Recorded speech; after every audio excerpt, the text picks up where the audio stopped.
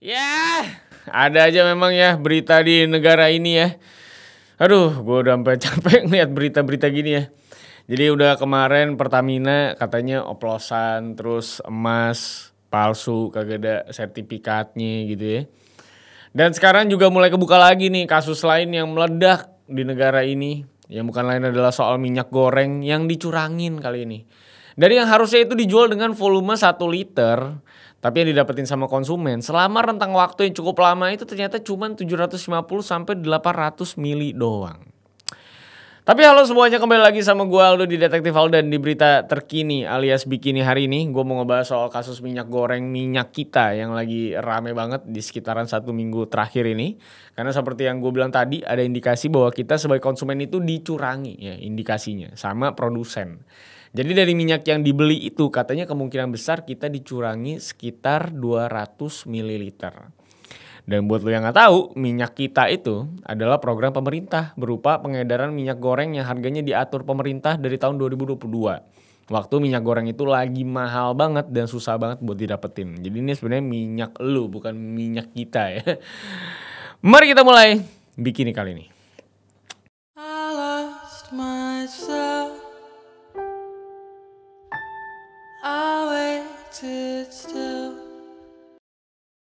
Di kuartal 1 2025, kayaknya kita sebagai rakyat Indonesia ini sudah tidak heran rasanya kalau dapat berita soal korupsi dan segala macam yang merugikan kita dan negara ini tentunya. Yang bahkan bisa bikin IKN tanpa investor harusnya.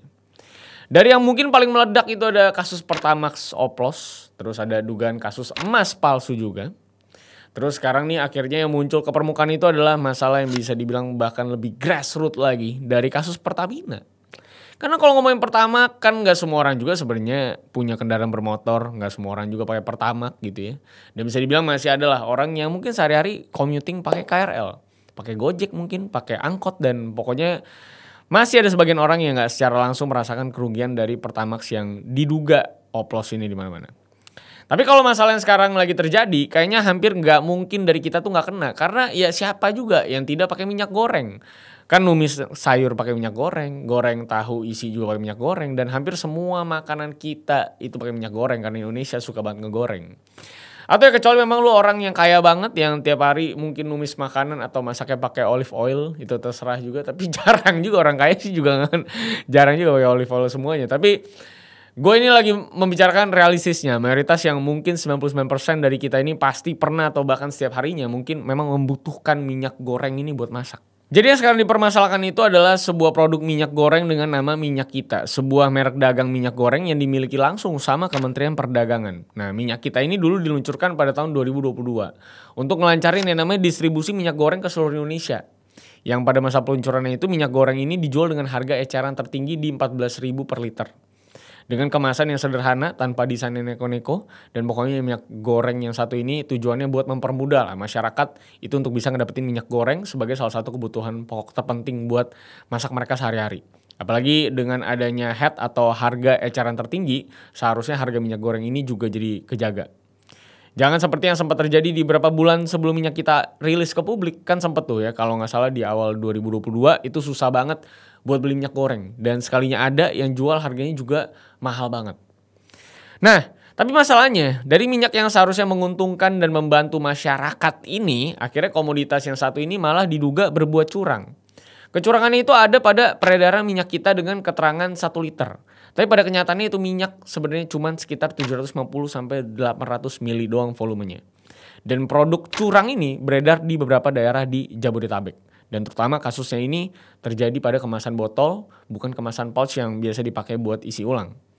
Makanya dengan ramenya masalah kekurangan volume ini dari masyarakat, akhirnya pemerintah itu langsung menindak masalah satu ini. Dari mulai Menteri Perdagangan, Wakil Wali Kota, Kepolisian, sampai bahkan Menteri Pertanian Andi Amran Sulaiman itu juga ngelakuin sidak tuh ke wilayah distribusi dan produksi minyak kita ini. Jadi salah satu penyidakan pertama dari kasus penyunatan volume minyak kita ini dilakukan sama Menteri Pertanian kita, si Amran Sulaiman tadi, yang nyidak pasar Lenteng Agung, Jakarta Selatan. Di mana dari hasil penyidakan tersebut itu ada total 3 nama produsen yang memproduksi produk minyak kita yang dijual di sana. Nah tapi sebelum itu kalian juga harus tahu kalau brand minyak kita ini tuh punya banyak produsen dan distributor. Jadi memang nama merek dagangnya minyak kita, tapi produsennya mungkin bisa dari pabrik minyak A, B, C, kayak gitulah kira-kira. Nah, dari sidak tadi, seperti yang gue bilang, ada 3 produsen minyak kita yang terseret ke isu ini. Dari mulai PT Arta Eka Global Asia, AEGA, yang lokasinya di Depok. Terus ada Koperasi Produsen UMKM Kelompok Terpadu Nusantara yang berlokasi di Kudus. Dan juga PT Tunas Agro Indolestari yang berlokasi di Tangerang. Masalahnya, dari sidak Menteri Pertanian ini, yang ditemukan itu bukan sekedar produk minyak kita yang terjual dengan volume kurang dari semestinya. Tapi dari harga jualnya pun ikutan tidak sesuai dengan HET atau harga eceran tertinggi yang sebenarnya sudah ditetapkan pemerintah. Yang HET per 2025 itu ada di angka Rp15.700 per liter. Sedangkan yang dijual di pasar tersebut adalah Rp18.000 per liter.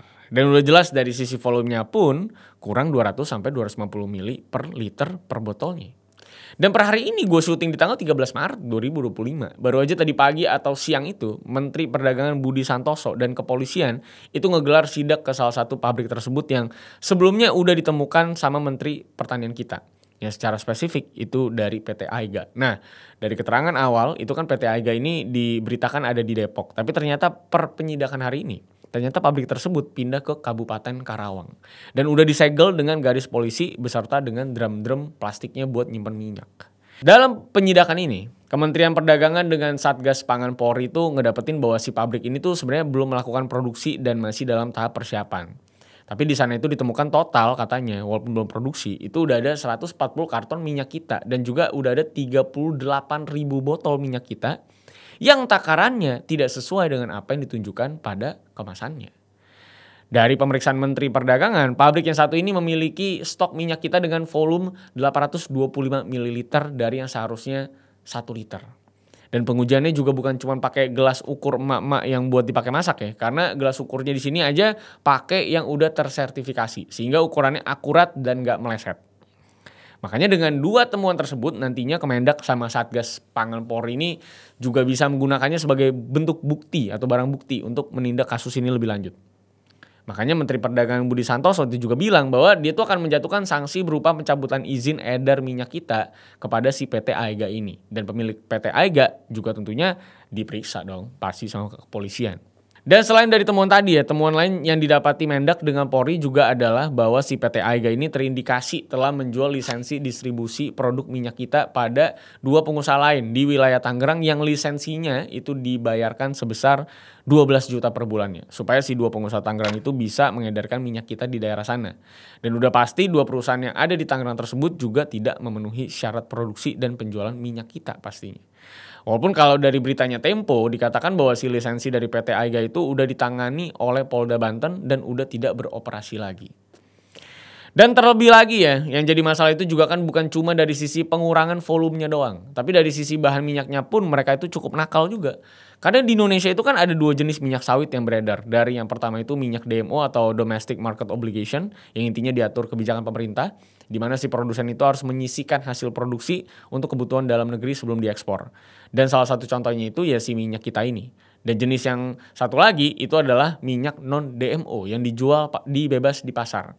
Harganya ditentukan sama naik turunnya harga pasar aja. Dan udah jelas gak diatur juga sama pemerintah masalah harganya. Contohnya kayak mungkin Bimoli, Vilma, Sanko, dan lain-lain yang punya MSRP masing-masing. Nah, dengan tidak memakai pemakaian yang namanya minyak non-DMO yang pastinya harganya lebih mahal dari minyak DMO dong. Yang sudah ditentukan oleh pemerintah karena kan niatnya bantu-bantu ya. Nah, untuk tetap mengambil keuntungan gitu ya. Akhirnya mereka itu mengurangi takaran volumenya. Jadi untungnya bisa kayak pakai minyak non-DMO gitu. Dan mereka naikin harga jualnya. Jadi udah lebih sedikit tapi harga jualnya lebih mahal dari yang seharusnya.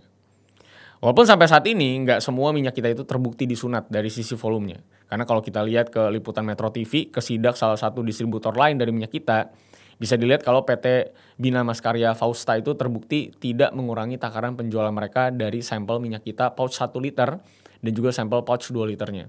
Dan kalau dari liputan tersebut bisa kelihatan ada kurang pun nggak sampai ratusan mili kayak yang ada di botol 1 liter yang lagi panas banget beritanya ini. Nah itu dia.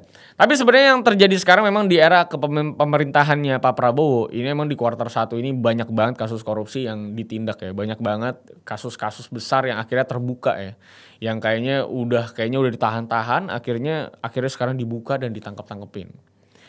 Tapi yang tentunya kita sebagai rakyat ini harus tetap berhati-hati adalah tetap memandang semua kebijakan yang terjadi di kuartal ini dengan sangat-sangat objektif dan bukan subjektif gitu ya. Karena ini adalah mungkin bentuk-bentuk dari apa? Mungkin bisa dibilang pencitraan mungkin. Karena masing-masing presiden, masing-masing pemimpin punya caranya masing-masing untuk bisa terus menaikkan elektabilitas gitu ya.